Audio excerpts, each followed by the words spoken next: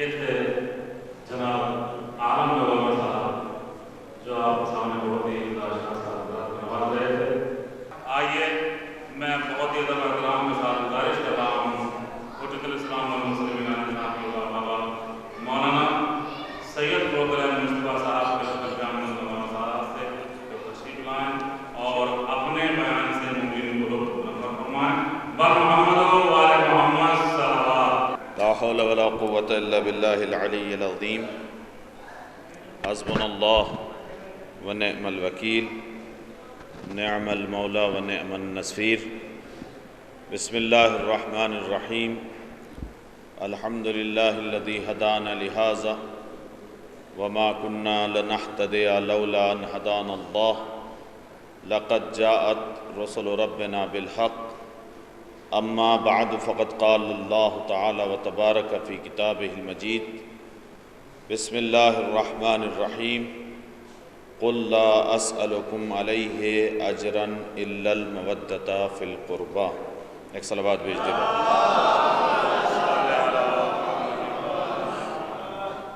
عزیزان گرامی قدر و برادران ایمانی، ہم حاضر ہوئے ہیں نبی کریم کی اس اکلوتی اور چہیتی بیٹی کی ولادت کی مناسبت سے جشن پرمسرت کے منعقد کرنے کے لیے۔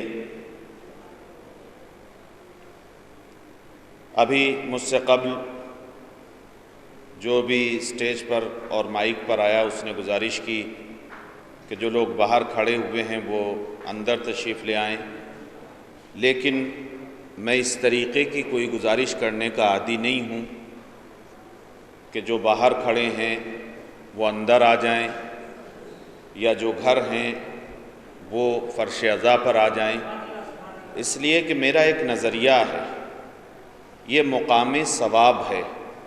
جس کو جتنا ثواب جہاں بیٹھ کر لینا ہے وہ وہاں سے ثواب حاصل کرے۔ جس کی قسمت میں فرش عزا پر آ کر فضائل سننا نہیں ہے، اس کی قسمت اسی قابل ہے کہ نالی پر بیٹھ کر وہ ثواب لے گا۔ دوسرے یہ کہ میں مخاطبین اور سامعین دو طریقے کے لوگوں کو سمجھتا ہوں۔ ایک وہ مخاطبین ہیں اور وہ سامعین ہیں جو اس عزا خانے اور مسجد کے اندر چار دیواری میں تشریف لے آئیں گے، فرش عزا پر بیٹھیں گے۔ کچھ وہ ہیں جو سامنے کھڑے ہو کر سنیں گے۔ کچھ ایسے بھی مخاطبین ہیں، کچھ ایسے بھی سننے والے ہیں جو مجلس اور محفل میں آنے کی زحمت گوارا نہیں کرتے، بلکہ اپنے نرم اور نازک بستر پر لیٹ کر مجلس سنتے ہیں، تقریر سنتے ہیں، محفل سنتے ہیں۔ البتہ ایک بنیادی فرق ہے، بہت توجہ کیجیے گا، ایک بنیادی فرق ہے ان سننے والوں میں اور آپ سننے والوں میں۔ آپ تقریر کو، مجلس کو، شعر کو عقیدت کی نگاہ سے سنتے ہیں، بستر پر بہت سے لیٹے ہوئے تقریر کو، مجلس کو، شعر کو پوسٹ مارٹم کرنے کی نیت سے سنتے ہیں۔ لہٰذا سنتے وہ بھی ہیں اور سنتے آپ بھی ہیں۔ ایک صلوات بھیج دیا پہلے۔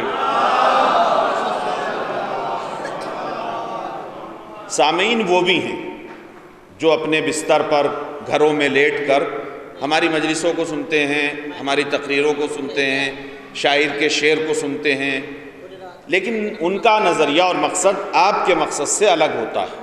آپ فضائل کو ثواب کے لیے، عمل کرنے کے لیے، لیکن وہ لوگ پوسٹ مارٹم کے لیے، جراحی کرنے کے لیے، حلاجی کرنے کے لیے۔ سننا مقصد ان کا بھی ہے اور سننا مقصد آپ کا بھی۔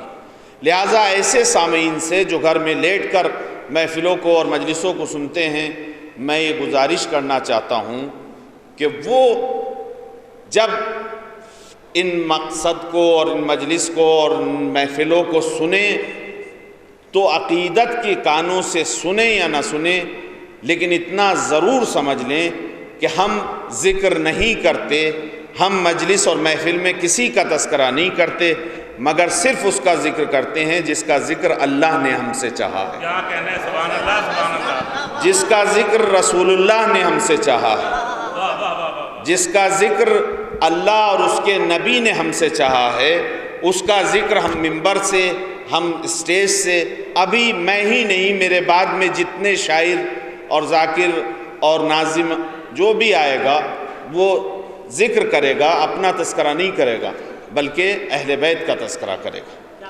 نبی اور آل نبی کا ذکر کرے گا، انہی کے کلام کی روشنی میں تذکرہ کرے گا۔ ایک اور صلوات بھیج دے بر محمد۔ تو میں یہ عرض کرنا چاہتا ہوں کہ ہم اپنی مرضی سے کسی کا تذکرہ نہیں کرتے، ہم اپنی دلخواہی سے کسی کا ذکر نہیں کرتے، مگر اس کا تذکرہ کرتے ہیں جس کا ذکر اللہ نے نبی کی زبان پر قرآن میں ہم سے طلب کیا ہے، اور باقاعدہ اعلان ہوا قُلْ لَا أَسْأَلُكُمْ عَلَيْهِ أَجْرًا إِلَّا الْمَوَدَّةَ فِي الْقُرْبَى۔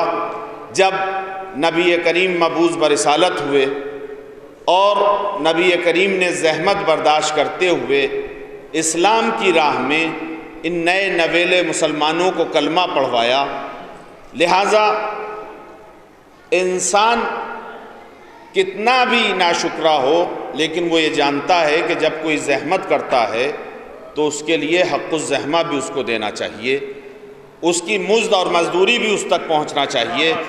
لہٰذا ایک گروہ نئے مسلمانوں کا کچھ درہم و دینار چاندی سونے کی شکل میں نبی کریم کی خدمت میں لے کر پہنچ گئے، اور لے جانے کے بعد نبی کریم سے ارشاد کیا کہ حضور آپ نے ہمیں کلمہ پڑھوانے میں بڑی زحمتیں اٹھائی ہیں، بڑی مشقتیں برداشت کی ہیں، بڑی مصیبتیں اٹھائی ہیں، لہٰذا ہم یہ چاہتے ہیں کہ نذرانے کے طور پر ہم آپ کو یہ درہم و دینار پیش کریں۔ قدرت مسکرائی، اپنے نمائندے کو نبی کے اوپر نازل کیا وحی کی شکل میں، اور کہا کہ اے میرے نبی ان سے کہہ دیجئے قُلْ لَا أَسْأَلُكُمْ عَلَيْهِ أَجْرًا إِلَّا الْمَوَدَّةَ فِي الْقُرْبَى۔ تم یہ سمجھتے ہو کہ میری زحمتوں کا محنتانہ درہم و دینار ہو سکتا ہے، تمہیں یہ معلوم ہونا چاہیے میری زحمتوں کا نذرانہ درہم و دینار نہیں، بلکہ میں تم سے سوال نہیں کرتا، اگر تم میری رسالت کی اجرت دینا ہی چاہتے ہو تو میرے قرابت داروں سے مودت اختیار کر لو، یہ میری اجرت ہو جائے گی۔ ایک صلوات بھیج دے پر محمد علیہ۔ تو میں یہ اعلان کرنا چاہ رہا ہوں کہ ہم محفلیں نہیں منعقد کرتے، مجلسیں نہیں منعقد کرتے، مگر اجر رسالت ادا کرنے کے لیے۔ وہ لوگ جو بستر پر لیٹے ہوئے سوچتے ہیں کہ آخر انہیں کیا ہو گیا کہ پوری رات یہ محفل منعقد کرتے ہیں، 2 مہینہ 8 دن مجلسیں منعقد کرتے ہیں، تو ہم نہیں انجام دیتے اس فعل کو، مگر اللہ نے رسول کی زبان سے جو اعلان کرایا، جو اجرت کا مطالبہ کیا، اس کو ہم ادا کرتے ہیں، یعنی اجر رسالت ادا کرنے کے لیے یہ محفلوں کا انعقاد کرتے ہیں۔ ایک اور صلوات بھیج دے بر محمد۔ اور حقیقت یہ ہے انسان اگر شکرانہ ادا کرے تو وہ لائق مند مانا جاتا ہے، جب تک اجر رسالت ادا نہ کیا جائے، جب تک نبی کی زحمتوں کا محنتانہ نہیں دیا جا سکتا۔ لیکن یہ یاد رکھا جائے کہ اجر رسالت درہم و دینار کی شکل میں نہیں ہوگا، بلکہ اجر رسالت نبی کریم کے قرابت داروں سے مودت اور محبت کرنے کے اعتبار سے ادا کیا جا سکتا ہے۔ محرم اور اس سے قبل جو چاند ہوتا ہے وہ ذی الحج کا چاند، حج کا چاند ہوتا ہے۔ اب آپ دیکھیے وہ بھی قربانی کا چاند، محرم بھی قربانی کا چاند، لیکن ذی الحج جو چاند ہے یقیناً قربانی کا چاند ہے، لیکن وہ تعبیر نہیں بلکہ خواب کی قربانی کا چاند ہے۔ محرم تعبیر خواب کی قربانی کا چاند ہے، یعنی قربانی وہاں بھی ہوئی، قربانی محرم میں بھی ہوئی، لیکن یہ خواب نہیں بلکہ تعبیر کی شکل میں جناب امام حسین نے قربانی ادا کی، اور اجر رسالت جو اللہ نے نبی سے طلب کیا وہ اس کا چاند ہے۔ لیکن عزیزان گرامی قدر، جو محرم سے قبل چاند آتا ہے اس کو حج کے چاند سے تعبیر کیا جاتا ہے۔ اور کون سی ایسی بستی ہے جہاں سے مسلمان حج کے لیے نہ جاتے ہو؟ آپ کے یہاں سے بھی حج کے لیے گئے، ہمارے یہاں سے بھی حج کے لیے جاتے ہیں۔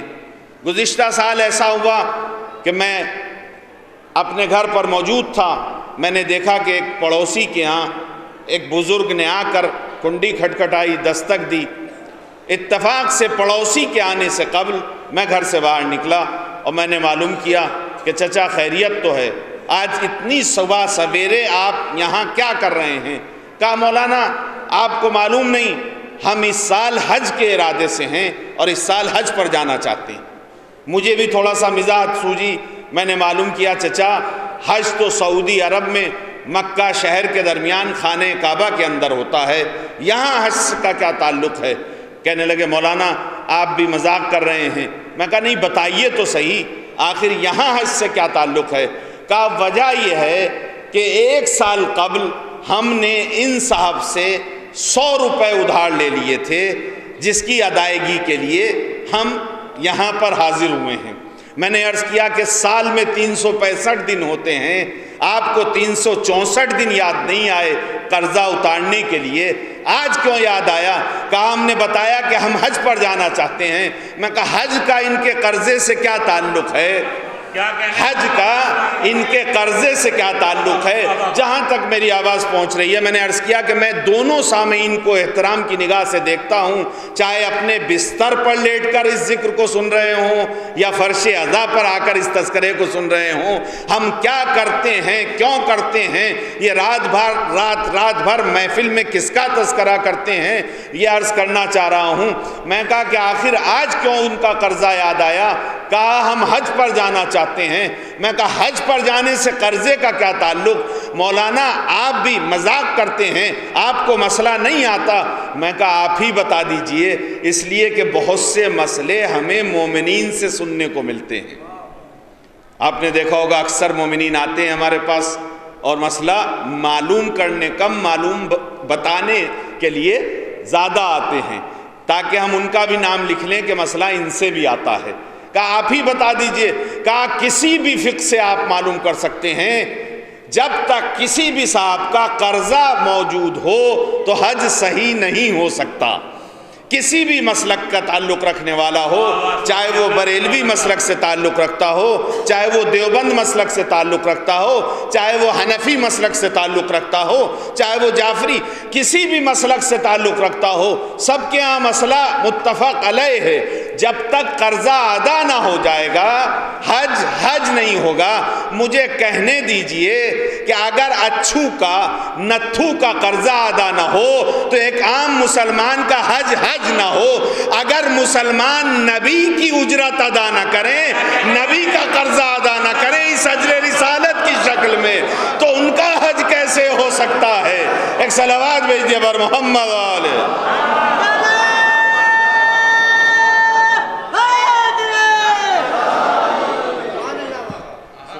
چونکہ میں چند چیزوں میں اپنے اصول پر رہتا ہوں، ولو یہ کہ نظم اور نثر ایک ہی ماں کی 2 بیٹیوں کا نام ہے، نظم اور نثر، لیکن بہرحال اس میں چھوٹا اور بڑا آپ فرق کر سکتے ہیں۔ چھوٹے بڑے کا مطلب یہ ہے کہ 2 الگ الگ میدان ہیں، ایک نثر کا میدان ہے، ایک نظم کا میدان ہے۔ یہ جو چادر لپٹی ہوئی ہے منبر کی، جب اس کا میدان آتا ہے نثر کا، اور 2 شاعر سے زیادہ تیسرا شاعر اپنے کلام کو پیش کرنا چاہے نثر میں، نظم میں، تو مومنین اکتا جاتے ہیں۔ کیوں؟ اس لیے کہ وہ مزاج بنا کر آتے ہیں مجلس سننے کا، نثر سننے کا، اور اب جب آپ نظم سننے کا مزاج بنا کر آئے ہیں تو میں حقیقت پسند ہوں کہ بہت زیادہ دیر نثر کو برداشت نہیں کیا جا سکتا، لہذا میں مختصر طور پر بہت سی چیزوں کا اس اعتبار سے قائل ہوتا ہوں ایک جملے کا کہ ہمدردوں کا زیادہ امتحان نہیں لینا چاہیے۔ آپ آ گئے ہیں محبت میں، وہ نسلی محبت جو چل رہی ہے آپ کے خون میں، ہمارے خون میں، جو ایک دوسرے سے تعلق ہے والد علام کے زمانے سے صدر العلماء سلمان حیدر صاحب کے دور میں، اور آپ کی جو محبتیں ہم تک پہنچی ہیں، اس کا مطلب یہ نہیں ہے کہ آپ مجھ سے محبت کرتے ہیں اور میں بہت زیادہ وقت آپ کا یا شاعروں کا لے، بلکہ میں یہ جانتا ہوں کہ اگر آپ مجھ سے محبت کرتے ہیں یا میرے والد سے محبت کرتے تھے تو وہ بھی طفیل تھا اسی ذکر کا، اس لیے کہ وہ ذکر علی کرتے تھے، اس وجہ سے آپ ان سے محبت کرتے تھے۔ میں ذکر علی اور اہل بیت کر رہا ہوں، ذکر شہزادی کونین کر رہا ہوں، اس وجہ سے آپ مجھ سے محبت کر رہے ہیں۔ ابھی میں اپنے گھر کی باتیں شروع کر دوں، ایک ایک کر کے جس محبت سے آپ آ رہے ہیں اسی انداز سے بیک گیئر لگا کر اٹھنا شروع کر دیں گے۔ لہذا میں یہ گزارش کر رہا تھا ان لوگوں کے لیے خاص کر جو رات بھر یہ سوچیں گے کہ آخر انہیں کیا ہو گیا ہے، یا اپنی رات کو کیوں بیکار کر رہے ہیں۔ ہم رات بیکار نہیں کر رہے بلکہ اجر رسالت ادا کرنا چاہ رہے ہیں، جس کو اللہ نے نبی کی زبان سے طلب کیا تھا۔ قل لا اسألکم علیہ اجرا الا المودۃ فی القربى، نبی ان سے کہہ دیجئے میں تم سے اجر رسالت کچھ نہیں چاہتا مگر یہ کہ میرے قرابت داروں سے مودت اختیار کر لو۔ اب آپ تاریخ کے آئینوں کو، تاریخ کے ورق کو پلٹتے چلے جائیے گا، جو جو نبی کا قرابت دار ہے اس سے مودت کرنا اجر رسالت قرار پائے گا۔ نبی کے کتنے بیٹے، نبی کی کتنی بیٹیاں، ان سب سے محبت اجر رسالت۔ اور اگر بیٹے موجود تھے، ایسا نہیں ہے کہ نبی خدا نخواستہ لاولد تھے، بیٹے نہیں تھے، اولاد نرینہ نہیں تھی، نہیں، 3 یا 4 بیٹے تاریخ میں اختلاف کے ساتھ۔ قاسم نبی کریم ہی کے بیٹے کا نام ہے، طیب نبی کریم ہی کے بیٹے کا نام ہے، طاہر نبی کریم ہی کے بیٹے کا نام ہے۔ یہ جو ابو القاسم محمد کہا جاتا ہے یہ آپ کو آپ کے بڑے بیٹے کی کنیت سے یاد کیا جاتا ہے، لیکن اللہ نے ایک ایک کر کے واپس لے لیا، بیٹوں کو ایک ایک کر کے واپس لے لیا۔ کیا مقصد تھا؟ اگر آپ کے یہاں بیٹا پیدا نہ ہو تو آپ کو لوگ بیچارہ کہنے لگتے ہیں۔ کیا اللہ اپنے حبیب کو بیچارہ بنانا چاہ رہا تھا؟ نہیں، حبیب کو بیچارہ نہیں بنانا چاہ رہا تھا، بلکہ اس نظام کو لوگوں کے درمیان رکھنا چاہ رہا تھا کہ تمہارے نزدیک بیٹوں سے نسل باقی ہوتی ہے، میں نبی کی نسل بیٹی سے چلا کر بتاؤں گا۔ اور کم سے کم جیسے آپ سادات موجود ہیں، جہاں جہاں سادات موجود ہے وہ بین دلیل ہے، واضح دلیل ہے کہ نبی کی نسل جناب فاطمہ زہرا کی شکل میں چلی ہے۔ ایک صلوات بھیج دے بر محمد والے۔ جہاں جہاں سادات موجود ہیں وہ روزے روشن کی طرح، سورج کی طرح چمکتی ہوئی دلیل ہیں کہ اللہ نے بیٹوں کو لے لیا۔ ایک ابراہیم بیٹے تھے نبی کریم کے، جو امام حسین اور جناب ابراہیم دونوں ایک زانو پر، دوسرے ایک زانو پر، یہ آپ نے واقعات سنے ہیں، مجھے عرض نہیں کرنا، لیکن بیچارہ نہیں بنایا اللہ نے نبی کو، اولاد نرینہ دی، دے کے واپس لے لی، اور اب نسل چلائی تو ایسی بیٹی سے کہ جب وہ بیٹی مسجد میں آ جاتی تھی تو نبی کھڑے ہو کر احترام کرتے تھے۔ یہ کس مسلمان کو نہیں پتا؟ 2 باتیں، اور اپنے موضوع کو سمیٹ رہا ہوں۔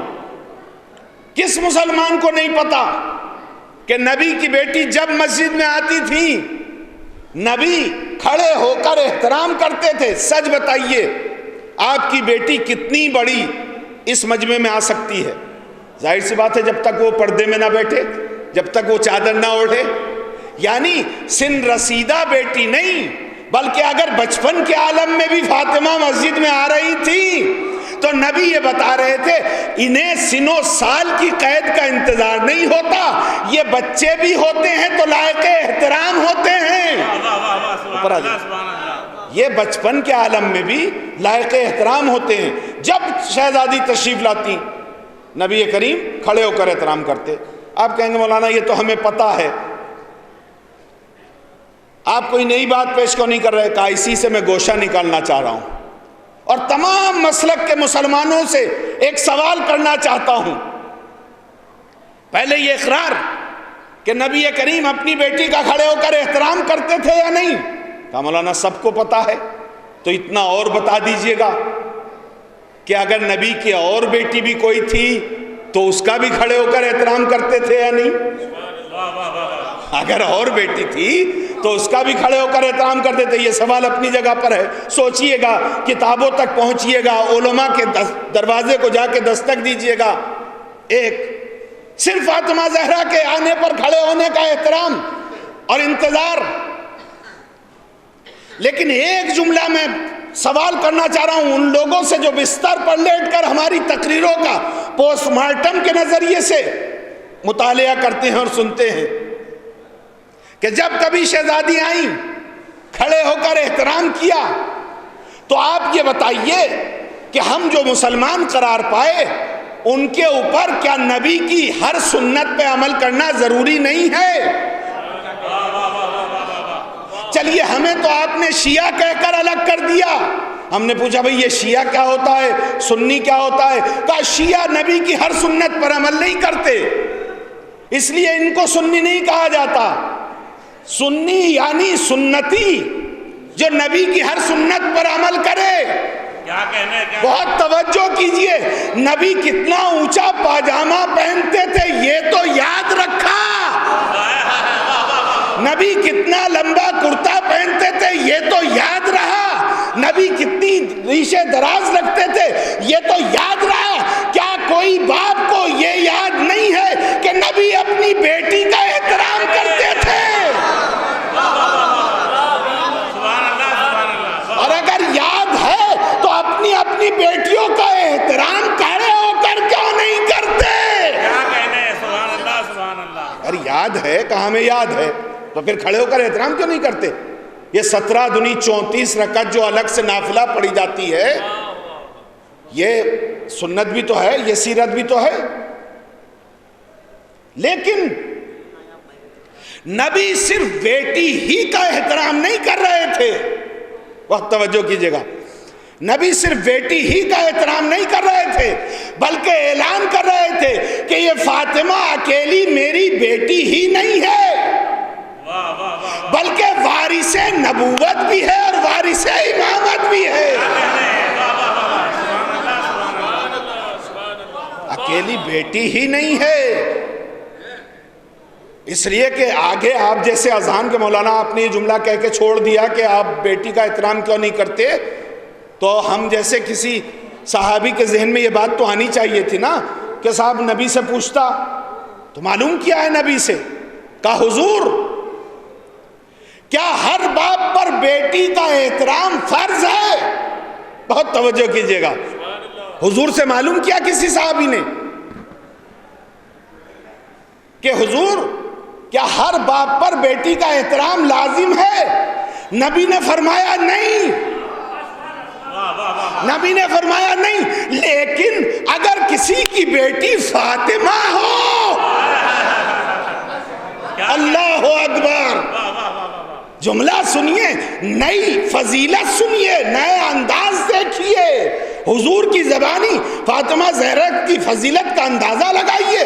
حضور نے فرمایا اگر کسی کی بیٹی فاطمہ ہو، بس مجھے دست ادب جوڑ کر حبیب خدا کی بارگاہ میں جملہ کہنے دیجئے، حضور اس سلسلے کو میں آگے بڑھاؤں یا نہیں؟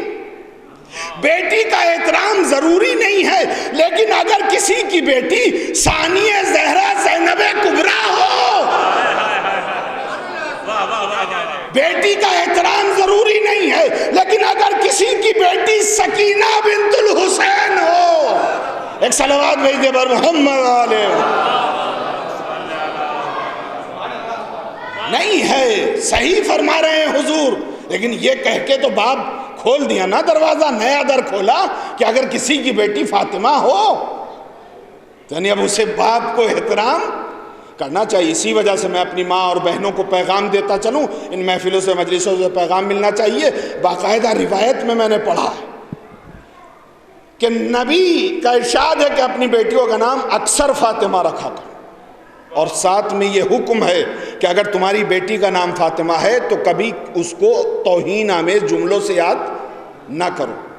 گالی تو بڑی بات ہے، اس کو توہین سے یاد نہ کرو. یہ اس نام کا احترام، اس لیے کہ نام اکیلی فاطمہ زہرا کا نہیں تھا بلکہ مولا کائنات کی والدہ فاطمہ بنت اسد کا نام بھی فاطمہ تھا، اور اس وقت رواج تھا فاطمہ نام کا. لہذا عزیزان گرامی قدر، اگر کسی کی بیٹی فاطمہ زہرا ہو، یعنی نبی یہ بیان کرنا چاہ رہے تھے کہ اکیلے بیٹی ہونے کا احترام نہیں کر رہا. شعر سننے کے لیے آپ آمادہ ہیں، میں بھی اس نظم میں شامل ہونا چاہتا ہوں. فارسی کے شاعر نے بڑے اچھے انداز سے الگ الگ طریقے سے اس فضیلت کو اپنے اندر نقل کیا ہے اپنے اشعار میں، لیکن میں ایک شعر اردو کے انداز سے آپ کی خدمت میں ترجمے کے طور پر پیش کرنا چاہتا ہوں کہ شاعر نے بڑے اچھے انداز سے کہا کہ گرانی پلے عصمت میں اتنی تھی کہ دیکھا ہے. یعنی نبی جو احترام کرتے تھے صرف بیٹی کا نہیں کرتے تھے، بلکہ گرانی پلے عصمت میں اتنی تھی کہ دیکھا ہے. اڑ جاتا پہ تعظیم اڑ جاتا تھا خود وزن مرسل اعظم. یعنی عصمت کا اتنا وزن تھا کہ جیسے ہی فاطمہ مسجد میں آتی تھی نبی کھڑے ہو کر احترام کرتے تھے.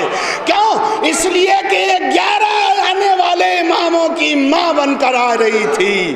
اور اسی وجہ سے صادق آل محمد نے ارشاد فرمایا کہ اہم اور اصل شب قدر ہماری جدہ فاطمہ ہے. ماہ رمضان میں ایک شب آتی ہے شب قدر، جس کو ہم 3 شبوں میں کم سے کم اور 5 شبوں میں عام مسلمان کم سے کم یادگار مناتے ہیں. صادق آل محمد نے فرمایا اگر تم شب قدر کا اہتمام اس وجہ سے کرتے ہو کہ اس میں قرآن صامت نازل ہوا، تو اگر شب قدر ایک قرآن صامت کے نازل ہونے کی وجہ سے اتنی محترم ہے، تو میری جدہ فاطمہ کا احترام کا اندازہ لگاؤ جس کے شکم سے 11 قرآن ناطق آ رہے ہوں. ایک صلوات بھیج دے بر محمد علیہ. میری جدہ فاطمہ کا احترام کا اندازہ لگاؤ، وہ کتنی عظیم شب قدر ہیں، لیلۃ القدر ہیں، جن کے شکم سے 11 معصوم 11 امام کی شکل میں آ رہے تھے. لہذا عزیزان گرامی قدر، میں نے عرض کیا کہ ہم کچھ نہیں کرتے مگر اجر رسالت ادا کرتے ہیں. اور آپ مزاج بنا کر آئے ہیں شعر سننے کا. احمد صاحب نظامت کریں گے، اچھے اچھے اشعار اور اچھے اچھے شاعروں کو آپ کے سامنے پیش کریں گے. میں اپنی اس 20 منٹ کی تقریر کو 25 منٹ کی تقریر کو، مولانا نے 30 منٹ کہا تھا شبی صاحب نے، لیکن 5 منٹ میں نے ہمدردی کے طور پر مولانا اور شاعروں کو گفٹ کر دیے ہیں، صرف اسی پیرائے میں رہ کر کہ ہمدردوں کا زیادہ امتحان نہیں لینا چاہیے. مجلس میں 5 منٹ زیادہ کر سکتا تھا، شاعروں کو اس میں زیادہ نہیں پڑھنا چاہیے. یہ محفل ہے، اس میں آپ نظم سننے کے لیے آئے ہیں، اسی میں شامل ہونے کے لیے میں اپنی اس پوری تقریر کو کیا ہم اجر رسالت ادا کرتے ہیں. رات رات بھر بیٹھ کر ابھی دیکھیے گا آپ اشعار سنائے جائیں گے، وجد میں آئیں گے، آپ نعرے لگائیں گے. آپ کیوں کرتے ہیں یہ سب؟ اس لیے کہ اللہ نے نبی سے ببانگ دہل قرآن میں مطالبہ کرایا، قل لا اسألکم علیہ اجرا الا المودۃ فی القربى. اچھے انداز سے شاعر نے 4 مصروں میں اس آیت کا ترجمہ کیا ہے. آپ کس انداز سے سنیں گے مجھے پتہ نہیں ہے، لیکن میں سنانا چاہتا ہوں اور اس کے بعد تقریر کو آخری مرتبہ تک پہنچانا چاہتا ہوں. شاعر نے بڑے اچھے انداز سے اس آیت کے ترجمے کو کہا، دل کی دنیا میں بھی ایک کعبہ بنانا چاہیے. لیکن میری پوری تقریر ایک طرف اور اس کا ترجمہ ترازو میں، سونار کے ہاں جائیے گا. اور ترازو اس لیے کہ ترازو الگ ہوتی ہیں، سونے کے تولنے کی ترازو اور ہوتی ہے، مفاہیم کے تولنے کی ترازو اور ہوتی ہے. گنے کی ٹرالی کو سونار کی دکان پہ لے جا کے نہیں تلوایا جا سکتا ہے، اور نہ سونے کو گنے کا جو کانٹا ہے اس پر لے جا کر تلوایا جا سکتا ہے. میری تقریر ایک طرف اور ان 4 مصروں کو میں شاعر کے اس ترجمے کے طور پر پیش کر رہا ہوں کہ دل کی دنیا میں بھی ایک کعبہ بنانا چاہیے، جشن مولود حرم اس میں منانا چاہیے. جب کعبہ دل ہو تو اس میں مولود کعبہ کا تذکرہ بھی ضروری ہے. اور اب آیت کا ترجمے کو اس طریقے سے اس نے سمیٹا ہے. میں نے عرض کیا کہ ہم کچھ نہیں کرتے مگر اجر رسالت ادا کرتے ہیں. شاعر کہتا ہے پہلے اجر رسالت تو ادا کر لو حاجیو. جہاں جہاں تک میری آواز پہنچ رہی ہے، پہلے اجر رسالت تو ادا کر لو حاجیو. سنتے ہیں مقروض کو حج پر نہ جانا چاہیے. وآخر دعوانا ان الحمد للہ رب العالمین.